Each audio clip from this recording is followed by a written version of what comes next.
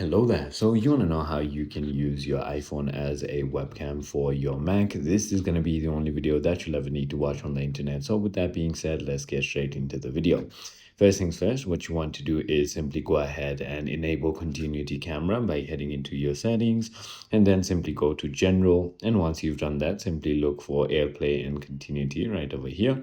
And then simply go ahead and turn that on, right? Once you've done that, ensure both devices are signed in into the same Apple ID with Wi-Fi, Bluetooth on, and are near each other. Then select your iPhone as the camera in any video app like FaceTime or Zoom.